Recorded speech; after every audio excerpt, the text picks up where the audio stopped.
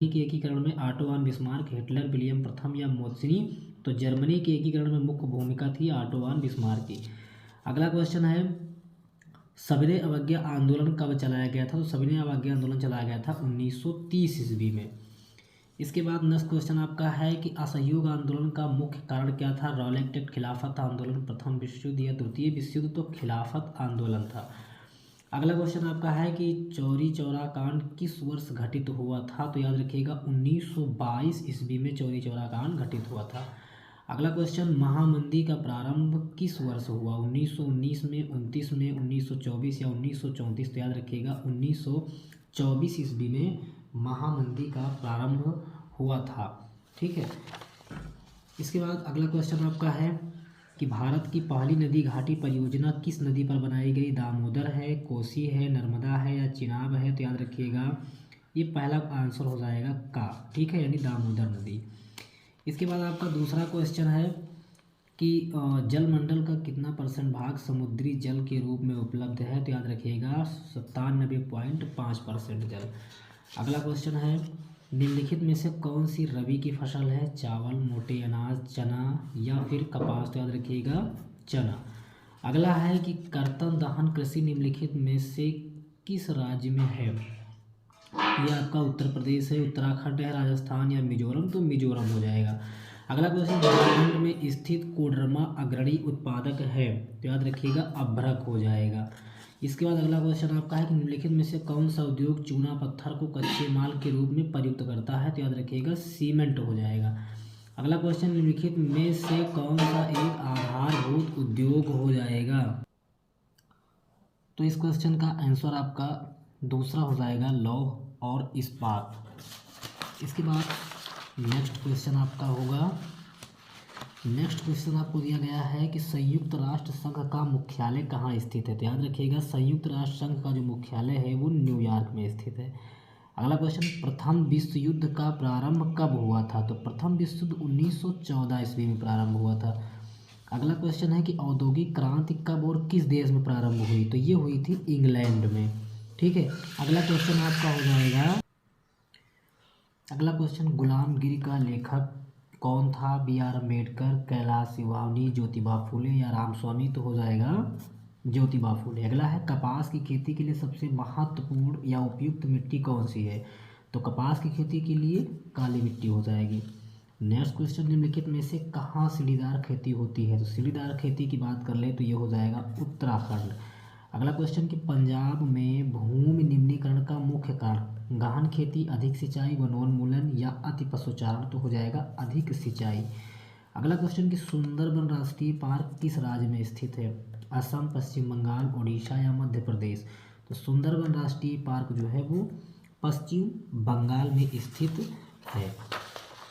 इसके बाद देखिएगा अगला क्वेश्चन आपका, अगला क्वेश्चन है कि बिहार की पहली रेल लाइन कौन थी? मार्टिन रेलवे या ईस्ट इंडिया रेलवे, भारतीय रेल या फिर बिहार रेल सेवा? तो याद रखिएगा यहाँ पर ऑप्शन आपका बी सही होगा, ईस्ट इंडिया रेलवे। अगला है कि बिहार की राजधानी क्या हो जाएगी? तो याद रखिएगा पटना हो जाएगी। नेक्स्ट क्वेश्चन है कि 3 कठिया प्रणाली किन पर लागू की गई थी? तो याद रखिएगा किसानों पर। अगला क्वेश्चन आपका है, सुंदरबन किस राज्य में है? पश्चिम बंगाल, महाराष्ट्र, कर्नाटक या केरल? तो सुंदरबन जो है ये पश्चिम बंगाल में है। नेक्स्ट क्वेश्चन कि निम्नलिखित में से कौन सा लोहा का अयस्क है? तो ये हो जाएगा हेमेटाइट। अगला क्वेश्चन कि सबसे घटिया कोयला कौन सा है? एंथ्रेसाइट, बिटुमिनस, लिग्नाइट या पीट? तो पीट हो जाएगा। अगला क्वेश्चन कि निम्नलिखित में से किस खनिज के साथ प्राकृतिक गैस पाई जाती है? तो पेट्रोलियम। यहाँ पर ऑप्शन आपका सही हो जाएगा पेट्रोलियम। ठीक है। इसके बाद समझिएगा अगला क्वेश्चन आपका है कि राष्ट्रवाद की अवधारणा का जन्म किस घटना से माना जाता है? तो यहाँ पर ऑप्शन आपका सही होने वाला है जो वो है पहला, पुनर्जागरण।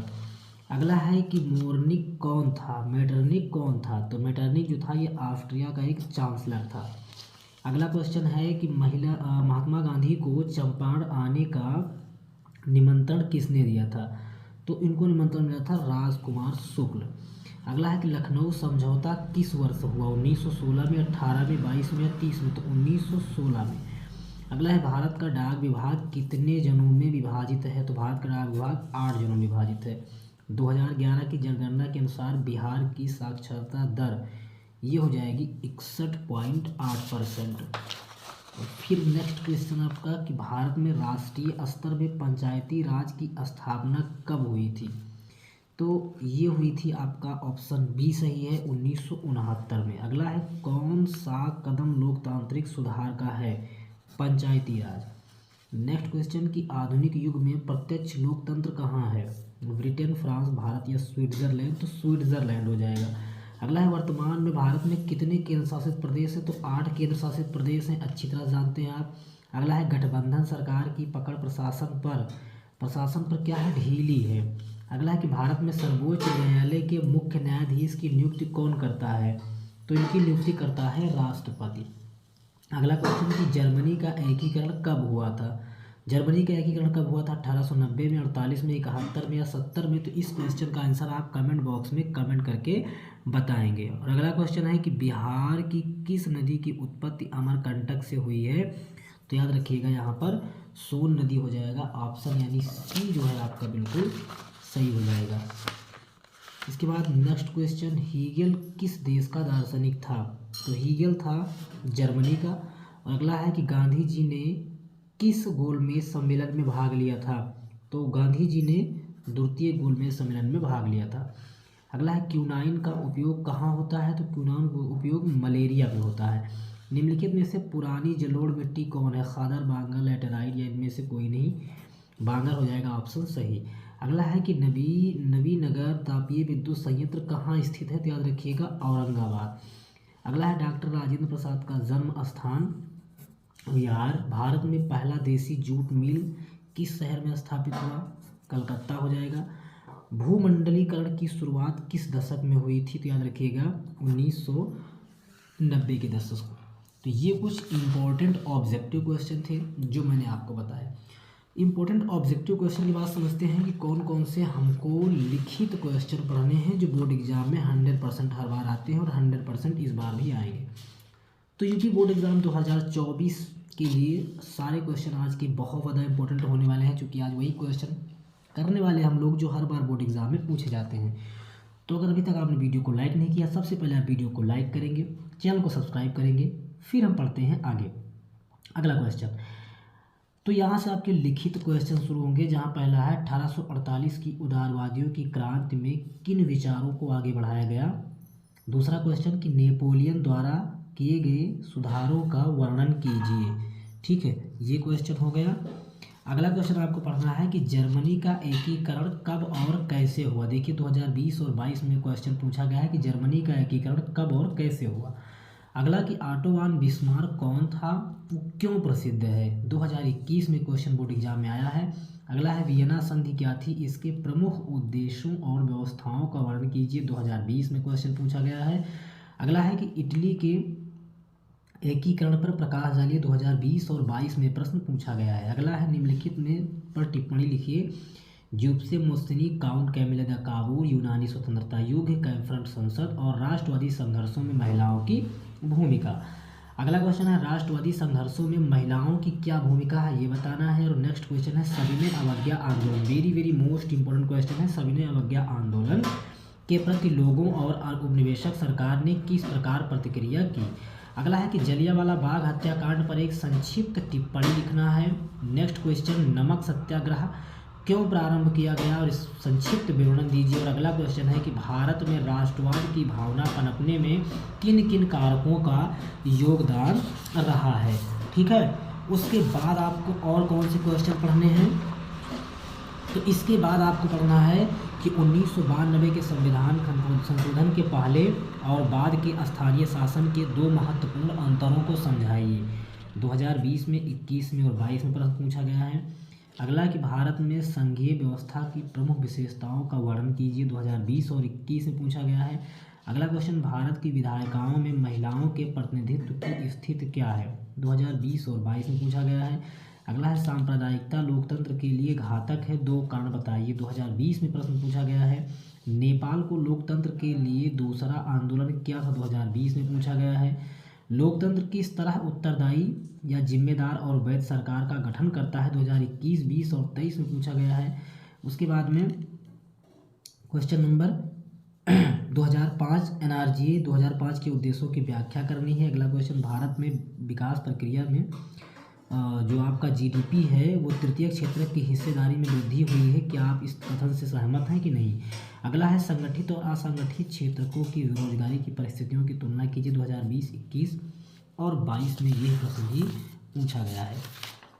इसके बाद आपको नेक्स्ट क्वेश्चन कौन कौन सा पढ़ना है। अगला क्वेश्चन आपको पढ़ना है, गांधी जी ने असहयोग आंदोलन में क्यों प्रारंभ किया था, या असहयोग आंदोलन क्यों चलाया था, इसके द्वारा आंदोलन वापस लेने की प्रमुख मांग क्या थी। 2020 और 22 में प्रश्न पूछा गया है। अगला है, महात्मा गांधी जी के सत्याग्रह पर एक निबंध लिखिए। 2020 और 22 में प्रश्न भी पूछा गया है। अगला, 1929 की महामंदी का भारत पर क्या प्रभाव पड़ा। 2020 और 22 में पूछा गया है। भारत के सूती वस्त्र उद्योग पर उपनिवेशक का क्या प्रभाव पड़ा। अगला है कि ब्रिटेन वुड्स समझौते का क्या अर्थ है। और उसके बाद अगला क्वेश्चन है, अंतर्राष्ट्रीय आर्थिक विनिमयों में 3 तरह की गतियों पर प्रवाहों की व्याख्या करें। अगला क्वेश्चन आपको पढ़ना है, ऊर्जा के नवीकरणीय और अनवीकरणीय संसाधन कौन कौन से हैं, इन दोनों में अंतर क्या है। अगला क्वेश्चन आपको पढ़ना है कि भूमि के ह्रास निम्नीकरण का क्या अर्थ है, भूमि ह्रास के उत्तरदायी कारण क्या है। 2020 और 22 में प्रश्न पूछा गया है। अगला आपसे पूछा गया है, जैव और अजैव संसाधन क्या हैं, इसके कुछ आपको उदाहरण देने हैं कि जैविक संसाधन क्या है और अजैविक संसाधन क्या है। फिर आपको पढ़ना है कि मृदा अपरदन से आप क्या समझते हैं, मृदा अपरदन के लिए उत्तरदायी कारणों का वर्णन कीजिए। 2020-21 में पूछा गया है। अगला क्वेश्चन आपको पढ़ना है, भारत में पाई जाने वाली विभिन्न प्रकार की मृदाओं का वर्णन कीजिए। 2022 में पूछा गया है। अगला है, प्राकृतिक तथा मानवीय संसाधन में अंतर बताइए। 2022 में पूछा गया है। अगला है, चिपको आंदोलन क्या है। 2020 में पूछा गया है। भारतीय व्यवस्थाओं में कृषि का क्या महत्व है। 2022 में पूछा गया है। चावल या फिर धान की खेती के लिए उपयुक्त भौगोलिक परिस्थितियों का वर्णन कीजिए। 2020 और 22 में पूछा गया है। अगला है, भारतीय कृषि ने खाद्य उत्पादन में घटती प्रवृत्तियों क्यों प्रारंभ कर दी। 2020 और 23 में पूछा गया है। अगला, भारत की मुख्य फसलों पर एक टिप्पणी लिखी। 2022 में पूछा गया है। और निम्नलिखित अंतरों में 30 शब्द कम से कम आपको लिखने हैं, लौह और खनिज, अलौह खनिज पर। और अगला, भारत में संचार के साधनों का